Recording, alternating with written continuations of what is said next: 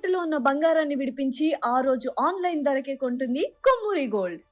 నమస్తే, welcome to Suman TV. నేను పద్మిని. ప్రస్తుతంతో పాటు ప్రముఖ ఆధ్యాత్మికవేత్త, వాస్తు జ్యోతిష పండితులు, లలిత ఉపాసకులు, వాస్తు జ్యోతిష శిక్షణ నిపుణులు బ్రహ్మశ్రీ నానాజీ పట్నాయక్ గారు మనతో పాటు ఉన్నారు. మాట్లాడదాం. సార్ నమస్తే. సార్ శ్రీమాత్రే నమః.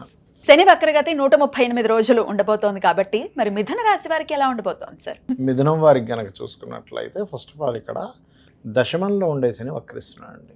దీనివల్ల ఏమిటి అంటే, ఒకటి ఉద్యోగం కాదు, నేను ఇంకేదో ఉన్నత విద్య చేసి నేను పెంచుకోవాలనే దాంట్లో జాబులు మానేయడము, జాబులు మారడము, లేదా ఉన్న ప్రదేశం కాకుండా ఏదో దూర ప్రాంతాలకు వెళ్ళి జాబ్ చేయడము, ఇలాంటివి జరుగుతాయి వీళ్ళకి. అయితే ఈ శని వక్రించినప్పుడు భాగ్యం వైపు వెళ్తున్న శని ఎప్పుడు కూడా ఏం చేస్తాడంటే, మనకు తెలియకుండానే, ఇప్పుడు శుక్రుడు కూడా నీచంలో ఉన్నాడు కదా, 4వ భావం మీద శుక్రుడి మీద దృష్టి ఉంది కాబట్టి మనకు తెలియకుండానే మనం బాగోలేనటువంటి ప్రాపర్టీస్ వైపు వెళ్తాం. అంటే అదేదో కబ్జాలో ఉన్నది, వాస్తుదోషం ఉన్నది, లేకపోతే దాని మీద చాలా లిటిగేషన్స్ ఉన్న ప్రాపర్టీస్ తక్కువలో వస్తుందని తీసుకుంటాం. ఇది ఎప్పటి వరకు ఉంది కాంబినేషన్ అంటే ఆగస్ట్ ఎండింగ్ వరకు ఉంది. సో ఆగస్ట్ ఎండింగ్ వరకు శుక్రుడు ఎప్పుడైతే 12వ స్థానాధిపతి, ఇన్వెస్ట్మెంట్ కారకుడు కదా 12 అంటే, ఆయన 4లో నీచబడి ఉండేసరికి ఈ రాంగ్ స్టెప్ పడుతుంది. ఇది జాగ్రత్తగా ఉండాలి. వాహనం మీద వెళ్ళేటప్పుడు అతివేగం పనికిరాదు. ఇది చాలా చాలా జాగ్రత్తగా ఉండవలసిన విషయం.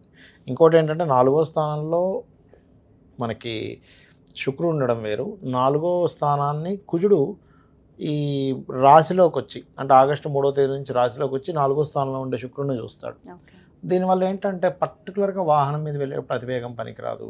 కొంచెం బీపీ లెవెల్స్ ఎక్కువ ఉండే వారు కొద్దిగా చూసుకోవాలి మిథునం వారు. ఎందుకంటే ఇక్కడ పూర్వజన్మ కర్మకారక ప్లానెట్ కుజుడు 6-11 అధిపతి, ఆయన లగ్నంలోకి వచ్చేసరికి ఏమవుతుందంటే బీపీ లెవెల్స్ పెరగడము, కొంచెం కోప స్వభావం పెరగడం, చిన్న చిన్న విషయాలకి బాగా కోపంగా ఉండడం, ఇలాంటివి జరుగుతూ ఉంటాయి. కాబట్టి ఈ యొక్క విషయంలో జాగ్రత్తగా ఉండాలి చెప్పాలంటే. సో వీళ్ళు కొంచెం ఈ ప్రాపర్టీస్ తీసుకోవడం కానీ ఇలాంటివన్నీ ఆగస్ట్ ఎండింగ్ వరకు పెండింగ్ పెట్టుకోవడం మంచిది. దాని తర్వాత బాగుంటుంది. ఆర్థికంగా ఎలా ఉంటుందని అనుకోవచ్చు సార్? ఆర్థికంగా బాగుంటుందండి, ఎందుకంటే 2 గ్రహాలు ఉన్నాయి. కాకపోతే ఏంటంటే, ఇక్కడ గురువు కంబస్ట్ అయినప్పటికీ ఎంతైనా ఉచ్చ స్థానం కదా, రవి ఉన్నాడు. సో ఆర్థిక పురోగతిని అయితే ఇస్తాడు.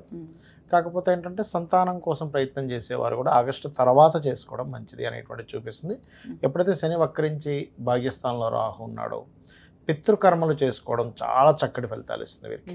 అంటే ప్రతి అమావాస్య కూడా తర్పణాలో లేకపోతే స్వయం వదలడం మంచిది. స్వయం పాకం ఇవ్వడం, తర్పణం చేయలేని వారు స్వయం పాకం ఇవ్వాలి. అదే అది చేస్తుంటే మంచి ఫలితం, చాలా మంచి ఫలితాలు ఉంటాయి. చిన్న చిన్న రెమెడీస్ చాలా ఇంపాక్ట్ ని చూపిస్తుంటాయి సార్. అంతే ఫాలో చేయాలి అంతే. ఎండ్ ఆఫ్ ది డే అంతే కదా. ఇంత పెద్ద తాళమైనా చిన్న కీతోనే ఓపెన్ అవుతుంది. అది చిన్నది ఎప్పుడంటారంటే, స్టార్టింగ్ స్టేజెస్ లో చిన్నవి బాగా పనిచేస్తాయి. పెద్ద ముదిరిపోయాక చిన్నవి పనిచేస్తాయి, కానీ ముదిరిపోయాక కొంచెం పెద్దవాటి దగ్గరికి వెళ్ళాల్సి వస్తుంది విషయం. చాలా సివియర్ కేసెస్. ఇప్పుడు చిన్న గొడవ స్టార్ట్ అయింది ఇంటి పక్క వాళ్ళతో, చిన్నగా మాట్లాడుకుంటే అక్కడికి అయిపోతుంది. ఆ గొడవ పెద్దదై కోర్టు కేసుల దాకా వెళ్ళిపోయాక నువ్వు చిన్నగా మాట్లాడుకుంటా అంటే కుదరదు. కరెక్టే, అది కూడా ఉంటుంది. కానీ ముదిరిపోయినప్పుడు అప్పుడు చూపించుకోవాల్సి, అప్పుడు ఖచ్చితంగా. నా ఉద్దేశం ఏంటంటే, ఈ 4 నెలలు కూడా అలా చేసుకుంటూ ఉంటే చాలా మంచిది, చాలా మంచిది మీరు అన్నట్టుగా. Right sir. అయినప్పుడు పర్టికులర్ గా మరి మిథున రాశి వారు ఎటువంటి పరిహారాన్ని చేసుకోవాలో ఇప్పుడు తెలుసుకుందాం. ఫస్ట్ ఆఫ్ ఆల్ ఏంటంటే, పరిహారము అనేటువంటిది ఏంటంటే, ఎప్పుడు కూడా శనికి సంబంధించినటువంటిది నువ్వులు దానంగా ఇవ్వడం.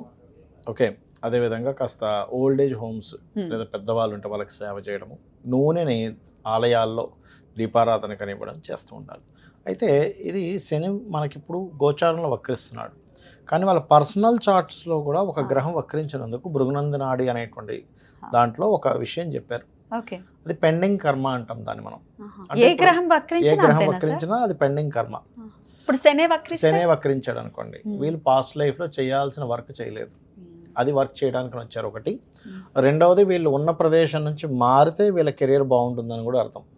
అయితే ఇట్స్ డిపెండ్ ఆన్ శని. ఇప్పుడు వాళ్ళ పర్సనల్ చార్ట్లో పలానా దగ్గర వక్రించారు, ఆ వెనక రాశి నుంచి 159లో ఏ గ్రహాలు ఉన్నాయో చూడాలి. దాన్ని బట్టి వాళ్ళు ప్లేస్ మారడం వల్ల అభివృద్ధి ఉంటుందా ఉండదా అనేది తెలుస్తుంది. ఇంకోటి ఏంటి, డ్యూయల్ సైన్ వైపు వెళ్తుంటే రెండు జాబ్స్ చేస్తారని అట్లా చెప్పొచ్చు. ఎందుకంటే కర్మ 2 ప్లేసెస్కి ఆక్యుపై చేస్తున్నాడు కదా అట్లా.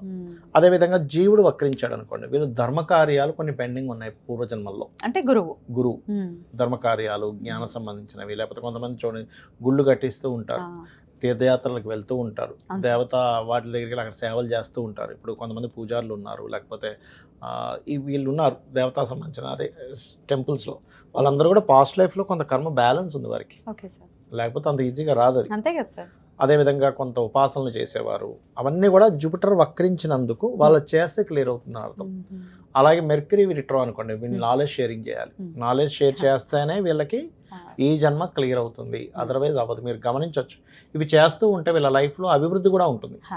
అంటే వీళ్ళు అరువు పెరగకుండా వర్క్ చేస్తున్నారు శని వక్రగతి వాళ్ళకి బాగుంటుంది లైఫ్. అదేవిధంగా దేవతా క్షేత్రాలు వెళ్ళడం చేస్తున్నారు, వీళ్ళ లైఫ్ అక్కడ నుంచి స్టార్ట్ అవుతుంది బాగుండడం అనేది. నాలెడ్జ్ ఎంత షేర్ చేస్తూ ఉంటే ప్లస్ అవుతూ ఉంటాడు. ఎందుకంటే కుజుడైతే భూములకు సంబంధించింది, అన్నదమ్ములకు సంబంధించింది అమ్మ. అంటే ఇప్పుడు కొన్నిసార్లు భూముల్ని వదిలేయాల్సి వస్తుంది, వదిలేయాలి వదిలేసారు. అంటే వక్రించి కేతువుతో కనెక్ట్ అవుతే ఖచ్చితంగా వదిలేయాలి. వక్రించి శుభగ్రహంతో కనెక్ట్ అయితే ఏంటంటే వాళ్ళు వేరే ప్రదేశానికి వెళ్ళడం ద్వారా భూములు సంపాదిస్తారు. 100 ప్లేసులు సంపాదించలేరు, మీరు ప్లేస్ మారండి, అక్కడ మీరు బీభత్సంగా భూములు సంపాదిస్తారని చెప్పొచ్చు. అలా అలాగే శుక్రుడు అనుకోండి, వీళ్ళకి జనరల్గా ఏమవుతుందంటే ఎవరికైనా శుక్రుడు వక్రించాడు అంటే వివాహం విషయంలో సంబంధాలు చూసేటప్పుడు దగ్గర దాకా వచ్చి మిస్ అవ్వడం ఖచ్చితంగా జరుగుతుంది. అందులో పర్టికులర్గా 7th హౌస్లో కనుక శుక్రుడు వక్రిస్తే ఇంకా ఖచ్చితంగా జరుగుతుంది. 7th హౌస్లో ఏదైనా గ్రహం వక్రిస్తే వాళ్ళకి సంబంధం ఓకే అనేట్టు ఓకే వెనక్కి వెళ్ళడం జరుగుతూ ఉంటాయి. అదొక రకంగా దోషం పోయినట్టు అలా జరిగిందంటే వివాహానికి ముందు. అలాగే వీళ్ళకి లగ్జరీ ఫైనాన్స్ సంపాదన లగ్జరీ అంతా కూడా వేరే ప్రదేశానికి వెళ్ళడం వల్ల బాగుంటుందని కూడా చెప్పొచ్చు. అయితే ఇక్కడ ఏంటంటే అది స్త్రీ జాతకం అనుకోండి, ఇంకా ఖచ్చితంగా స్త్రీమూర్తికి మార్పు వల్ల బాగుంటుందని చెప్పాలి. కాకపోతే ఇక్కడ ఏంటంటే ఎప్పుడైనా ఏదైనా గ్రహం వక్రించినప్పుడు, ఉదాహరణకి ఇప్పుడు వృషభంలో ఉండి శని వక్రించాడు, అప్పుడు నీచం వైపు వెళ్తుంది. అదే వృశ్చికంలో ఉండి వక్రించాడు, ఉచ్చం వైపు వెళ్తుంది. అంటే అది ఏ స్థానంలోకి వెళ్తుంది ఈజ్ మోస్ట్ ఇంపార్టెంట్. అంటే అది ఉచ్చమా నీచమా, ఫ్రెండ్లీ సైన్లోకి వెళ్తుందా, ఎనిమీ సైన్లోకి వెళ్తుందా, న్యూట్రల్గా ఉండే సైన్లోకి వెళ్తుందా ఈజ్ మోస్ట్ ఇంపార్టెంట్. రెండో విషయం ఏంటంటే అది వక్రించినప్పుడు అక్కడి నుంచి 159, అంటే ఉదాహరణకి మిథునంలో ఉండగా వక్రించింది, అప్పుడు అది వృషభం వైపు వస్తూ ఉంటుంది. వృషభము, కన్య, మన మకరము, కన్య, ఈ 3 రాసుల్లో ఏ ప్లానెట్స్ ఉన్నాయనే దాని మీద ఆధారపడుతుంది దాని రిజల్ట్ అనేది. చాలా పెద్ద క్యాలిక్యులేషన్, చాలా క్యాలిక్యులేషన్. కానీ మీకు దానివల్ల రిజల్ట్ ఖచ్చితంగా మీరు అది పాటించడం వల్ల మీకు రిజల్ట్ వస్తుందమ్మా.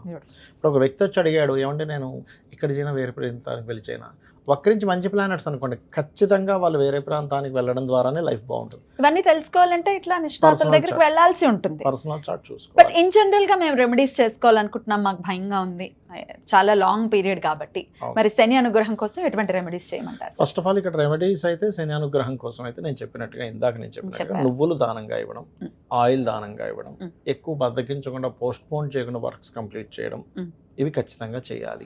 ఎప్పుడెప్పుడు దానం ఇవ్వమంటారు? శనివారాలు ఇవ్వాలమ్మా ఒకటి. రెండవది శని వక్రగతి ఉంది అంటే ఫస్ట్ ఆఫ్ ఆల్ వాళ్ళు అర్థం చేసుకోవాల్సింది, వాళ్ళ కిందన పనిచేసే వాళ్ళని ఎక్కడా కూడా హీనంగా చేయకూడదు. ఎందుకంటే వాళ్ళకి సేవ చేయడానికి పుట్టాడు ఈయన. మళ్ళీ సమ్ వర్క్, ఇంకా పోయిన జన్మలో మనకు మంచి జాబ్ ఇచ్చాడు బాస్, కానీ మనం ఏదో తూతూ మంత్రంలా చేసి వెళ్ళిపోతున్నాం, అదంతా కూడా పెండింగ్ వర్క్, మళ్ళీ పెండింగ్ కర్మ. ఇప్పుడు అనుకుంటా ఏముందిలే బాస్ చూడట్లేదు, ఇక్కడ సీసీ క్యామ్స్ లేవు, మనం వాడిందే ఆట పాడిందే పాట అనుకుంటే కాదు, అది ఎవ్రీథింగ్ ఈజ్ కౌంట్స్. ప్రతిదీ మీకు చూసేవాడు ఒకడు ఉన్నాడు, ఒకటేంటి 5 ఉన్నారు, 5 కెమెరాలు పెట్టాడు ఆ ఒక్కడు. ఆ ఒక్కడు 5 కెమెరాలు పెట్టాడు అనమాట. సూర్యుడు, చంద్రుడు, కంటి దగ్గర ఉండే దేవతలు, చెవుల దగ్గర ఉండే దేవతలు అని కొంతమంది ఉంటారు. వీళ్ళందరూ కలిసి 5 రికార్డులు ఒకటే అయి ఉండాలి. మళ్ళీ రాసి వీడియోలు తీసి పెడతారు, వీడియో చూపిస్తారు, నేను చేయలేదండి, ఇక్కడ చేసి నువ్వు కాదా. ఇక దేవతారాధన, అమ్మవారి ఆరాధన కానీ లేకపోతే ఏ ఆరాధన కొంచెం మంచి ఫలితం ఇస్తుంది? ఎప్పుడైనా శని ఈ కలియుగ దైవం వెంకటేశ్వర స్వామి ఆరాధన అయితే పంచమాధిపతిని బట్టి ఏ ఆరాధన అనేది చెప్పాలి, 9వ అధిపతిని బట్టి ఏ క్షేత్రం అనేటువంటి చెప్పాలి. దాన్ని బట్టి వాళ్ళ పర్సనల్ చార్ట్ లో 9th లార్డ్ 5th లార్డ్ చూసుకోవాలి. రైట్ సార్, చాలా అద్భుతంగా తెలియజేశారు సార్. భయపడాల్సిన అవసరం లేదు, మన నడవడిక బాగుంటే ఖచ్చితంగా ఆయన మంచి రిజల్ట్స్ ఇస్తాడు. అంతే కదా, ఇప్పుడు నడవడిక అంటే ధర్మము. ఇప్పుడు లలితాసహస్రనామాల్లో ధర్మాధ్యక్ష, ధనాధ్యక్ష, ధనధాన్య విబద్ధిని అంటుంది. అంటే ధర్మానికి అధ్యక్షురాలు. ధర్మానికి అధ్యక్షురాలు అయినప్పుడు ఆ ధర్మంగా ఉంటే అమ్మవారే ఓకే వీడు ధర్మంగా ఉన్నాడు రా అని చెప్పి ఆవిడే ధనం ఇచ్చేది. ఖచ్చితంగా. అద్భుతం సార్, చాలా వివరంగా మాకు తెలియజేసినందుకు కృతజ్ఞతలు సార్. నమస్తే. శ్రీమాత్రే నమః.